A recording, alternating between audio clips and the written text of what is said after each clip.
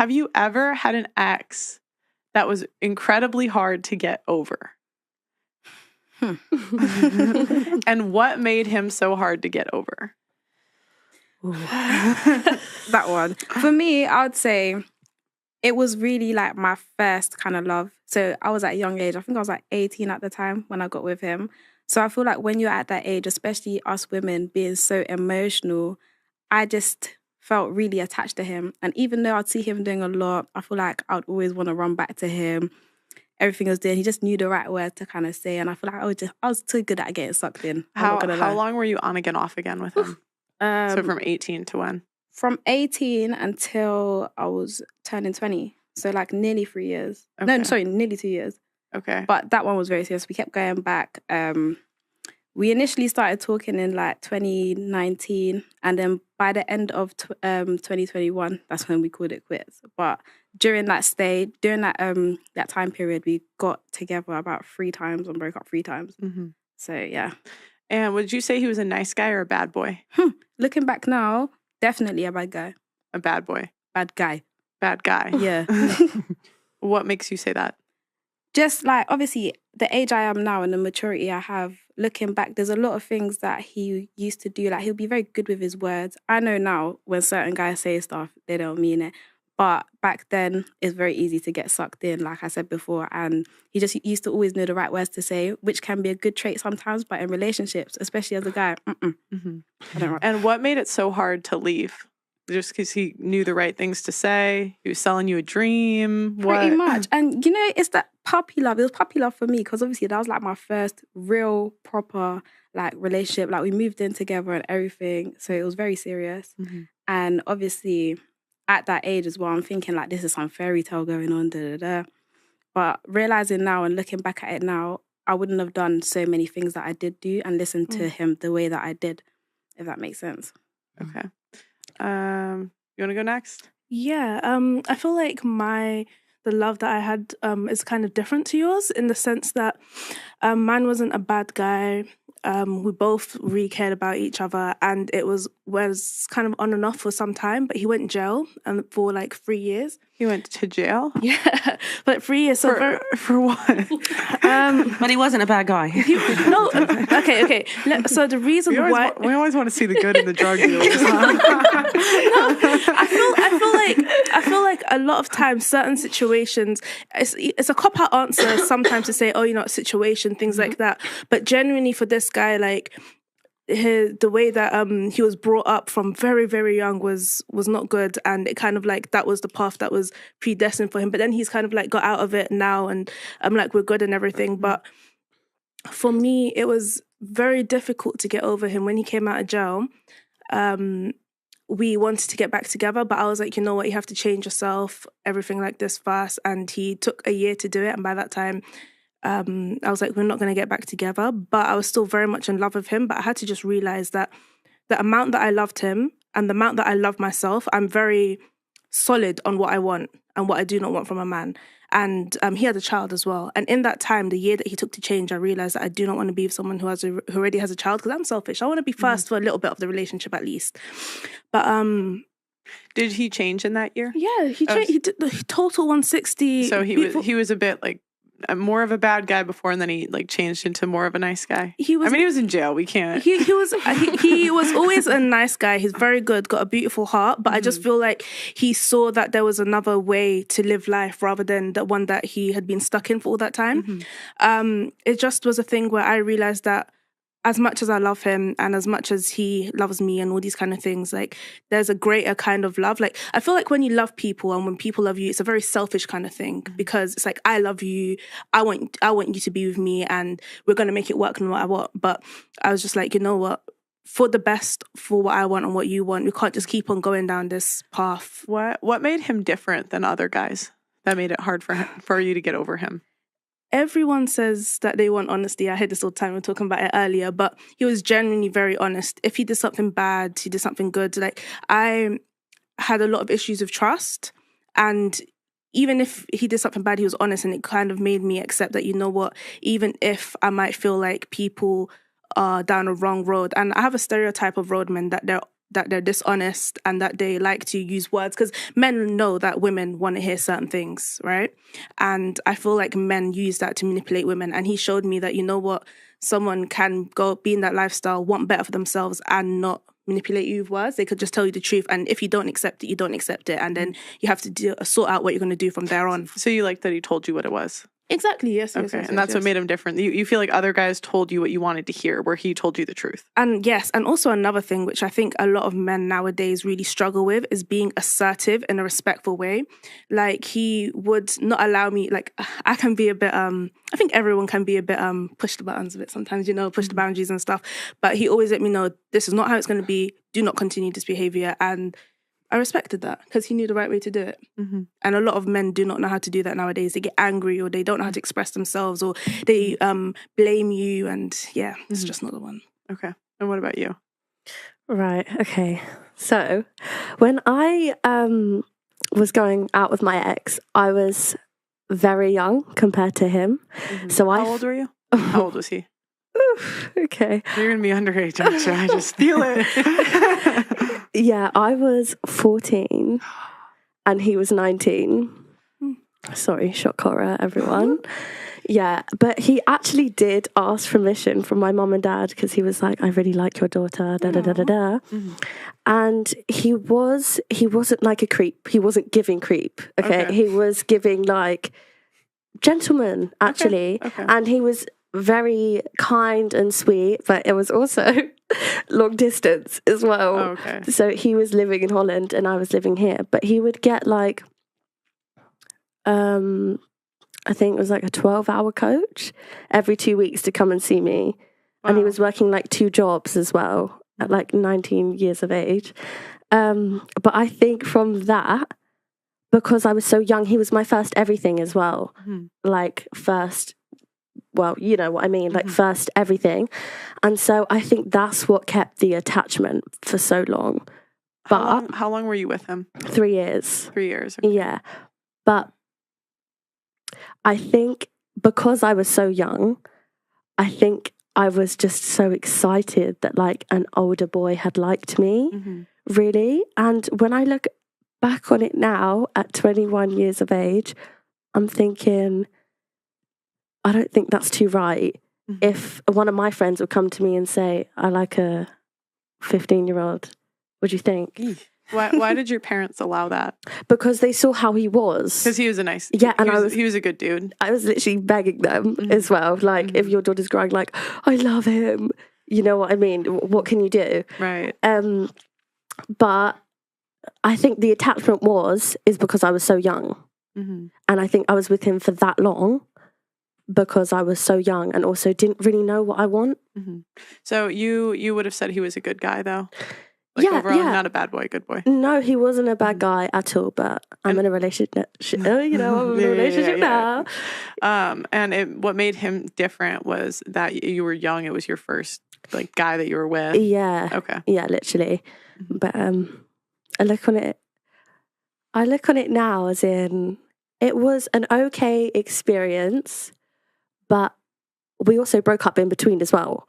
And that's, I think, because I was so young, I like missed the love and like the kind of like he kind of led the way through everything. So I think that's why I went back, but I actually broke up with him because I was bored. You broke up with him because you were bored? I broke up with him like 3 times. Just because you were bored? Because I was bored, because what do we have in common, really? What do you have in common with a 14-year-old and 19? Like, we are actually in different paths of life. And then he was long distance as well. And it's just, I was growing up and I was starting to like other things, and I was starting to actually know what my type was, maybe, you know? So yeah, that's the reason why I think I kept on going back, because of the age. Okay. Yeah. What about you? Yeah, I can kind of relate to some of what you're saying there, because my first relationship, I was 16 and he was 20 and he was already a father. And again, my mum did not want me to date this guy. She would literally pin me down to stop me from going to see him. What was wrong with him? The fact that he had a child and he was 20. Right. Okay. Yeah. Yeah. So yeah, it was like, that's not what you want for your 16-year-old daughter. But yeah, I fell head over heels in love with him. I moved out of home when I was 17, got my own place. He moved in with me. So we were having a very adult relationship from the age of 17. I did end up breaking up with him because actually what was interesting was I ended up taking on quite a masculine role in that relationship. I started earning very well and he wasn't. And I was then paying for everything. And I lost respect for him, to be honest. And I kind of made it known. It kind of came out as quite an outburst one day. And I was like, don't you feel embarrassed about the fact that every time we go to the movies, I'm getting my purse out. And every time we get, and all this. So And how old were you, did you say? So at that point, when I broke up with him, I was getting on for 19. Okay, so you were with him for 3 years. Yeah. Okay. Broke up with him, but I loved him, really loved him. He retaliated when I brought that to attention by throwing furniture around. So I was like, right, you're out. That was that. He was a bad boy too. Well, it actually wasn't, but he was so ashamed that it was like he reacted by just throwing a drawers, like punching the wall. But I'd never seen that side of him before. Oh, okay. He was soft as a kitten up until that point. And then you said, I pay for all our dates. Like you yelled at him and then he started punching the wall. Yeah. But and 3 years, I'd never seen that side of him. Okay. But at that point, I was like, pack your bags, you're gone, and then, right? Then you had to kick him to the curb. I had to kick him to the curb. He had to go. Had to go. Right? But then when he moved on and got into another relationship, I then started to feel like, actually, maybe I still love him and wanted to be with him. So it was almost like when someone else wanted him, I wanted him back. And then it actually took a while for me to get over him, which was strange. Wait, so you were good, you were moved on, then you found out he was dating someone else and you wanted him back. Yeah, he wanted me back, Did obviously. you get him back or no? No. So he actually was trying to get me back for a period of time. I didn't want to know. But then the moment he got with somebody else, it was a bit of a toxic trait in me, I then wanted him back. And that time it was too late because he'd then moved in with someone else. And it actually did take me a long time because I sort of thought, maybe he is my one true love, Right. He made a mistake, but he's still a good guy and I still love him. So it did take me a while to get over that one, I think, because it was that first significant relationship. What about you? Interesting. Okay, so mine is a little bit chaotic, I guess. My ex-partner and the father of my children, I met him when I was 14 years old. What is it with? No, how old was he? He was. So I was 14. He was 16. So we were still a little better. I was like, what is it with this? Oh, honestly, what do you guys do in England, my lord? Like, what is it over here? It feels a bit groomy. Yeah. So he was my first ever boyfriend, and when I met him, I remember this. I was at school, and I met him. He came and chatted me up at the bus stop after school with his friends, and I thought he was the most handsome guy that I'd ever seen in my life, and I was super flattered that he was talking to me. So we dated. I say we dated. We were in a little bit of a relationship for maybe like a year. And then he broke up with me. And I was heartbroken. I think at that time, I really convinced myself that I loved him and that I was mature enough to know what love was. And my friends and my family were like, no, he's not for you. He's not. They were obviously seeing something that I didn't see because you're in that bubble of being in love and this juvenile sense of, oh, he's my everything. Like at 14, I don't think you can know what your everything is. So we were together, first kind of intimate experience and things like that. And I think that I put that, I held that to quite on quite a pedestal, that I was intimate with somebody for the first time. And so this must be love and we're going to be together forever. Our relationship came to an end when we was, I don't know, I think maybe like a year later, I was about 15.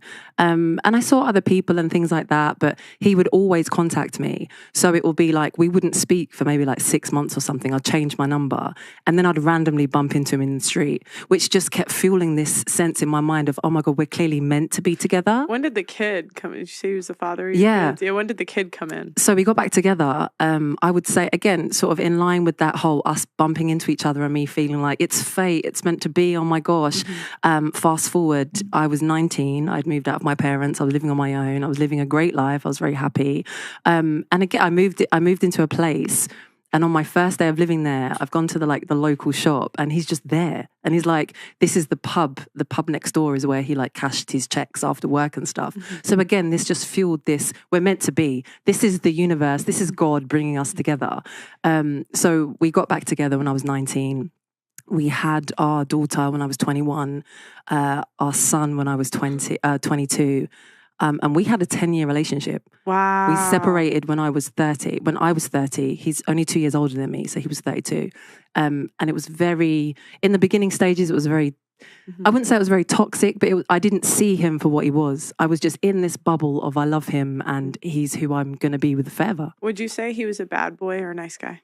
I would say that I believed he was a nice guy, but in hindsight, he's not a very nice person. Okay, he's a bad, like, if you had to classify one, he'd be bad boy category. Yeah, but not like your stereotypical bad boy, like he's got edge about him. More like you're just not a very nice person. You're actually very insecure. You've got a lot of issues in yourself. You project a lot of things.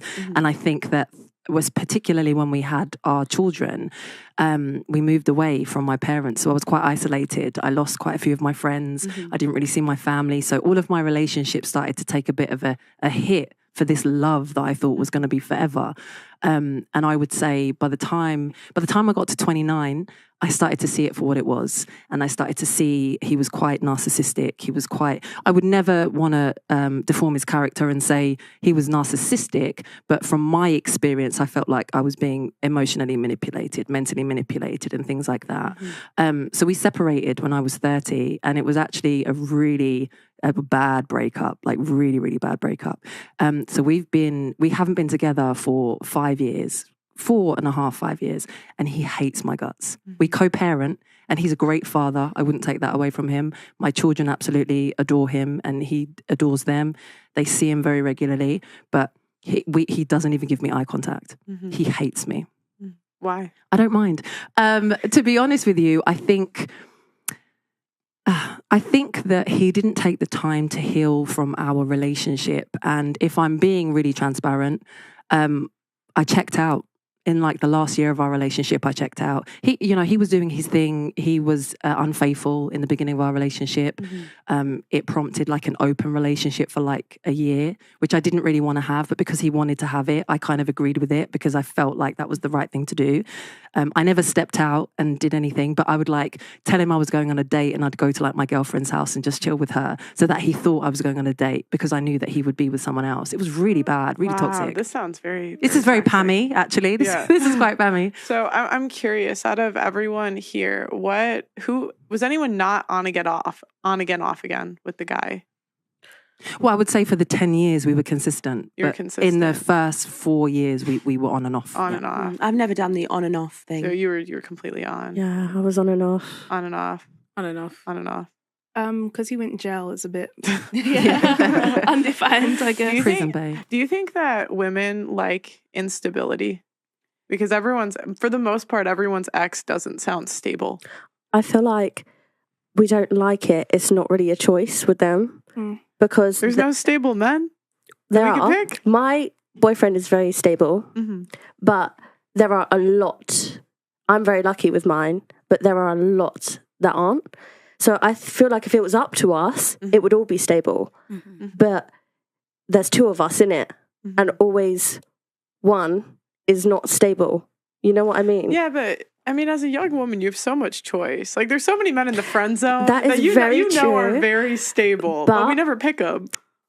We don't do. I don't know why we don't pick them. And it's almost like there's like, I don't know, like a thrill of the ups and downs. Like even with my ex, I feel like part of the reason why I was even so attracted to him in the first place is because like he's just unpredictable. Like, you know, them people that are, you can call them bad people, but they're only good to you. It's like kind of I don't know if you kind of understand what I'm saying, but it's like it makes you feel like, wow, like. Oh Makes you feel special. I think women like a challenge when it comes to love. I think they like to feel that they've got to win the guy over. I felt that in my younger days. I sound like I'm really old now. I'm not old, still young. But, you know, it was that feeling of like, in some way, like when with the ex, you know, when I saw him with somebody else, it's like I want to win him back, you know, because I felt like I had to prove that I was the better one, you know.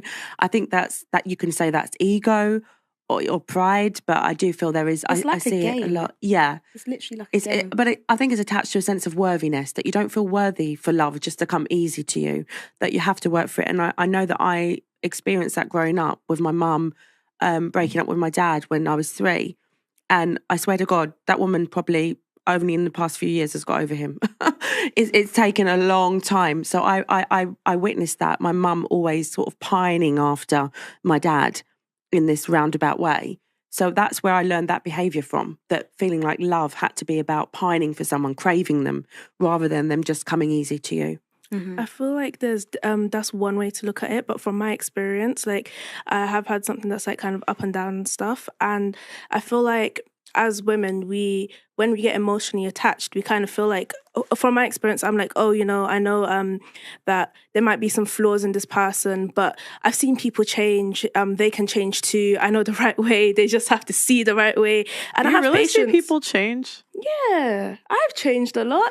Anyone can change, I think. I feel like people get worse over time, actually. I actually don't think that. I don't know a single person that's changed completely. It depends which way you flip the coin. And it Like, takes... Sorry. go on. You can either come out of a relationship better, or it can drain you to the point where you feel worse in yourself. It depends about, obviously, the people that you are before you go there in the first place. I mean, I think I hear a lot of people that say they changed, but then I watch their relationships and they're exactly the same.